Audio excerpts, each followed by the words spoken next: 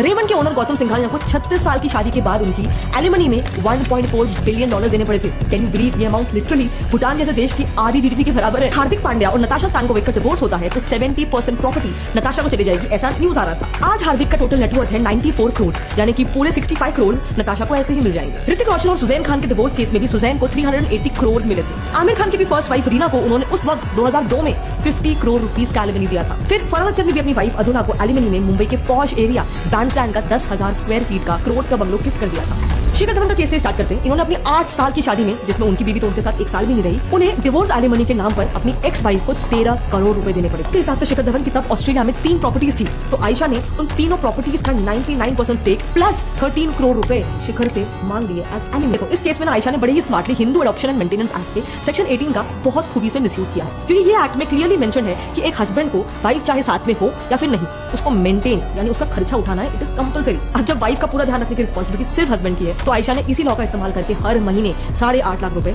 शिखर से वसूले। इसके हिसाब से शमी की वाइफ हसीन जहान ने साल 2018 में उनके और शमी के घर वालों पे डोमेस्टिक वायलेंस का केस डाला और हर महीने 10 लाख रुपए एलिमनी की डिमांड रखी। और वो यहाँ भी नहीं रुकी, उन्होंने तो अपने केस को और स्ट्रॉन्ग करने के लिए शमी पे एडल्ट्री यानी कि अफेयर, डाउरी और मैच फिक्सिंग के तक सीरियस आरोप लगा दिए। इससे ऑफकोर्स शमी की बदनामी तो हुई, लेकिन उसी दौरान शमी यूएसए में एक मैच खेलने जा रहे थे और उनका वीजा ही इसकी वजह से रिजेक्ट हो गया। और फिर इसके 8 साल बाद अभी इसी साल 2024 में शमी को जस्टिस मिला। कोलकाता हाईकोर्ट ने क्लियरली वर्डिक्ट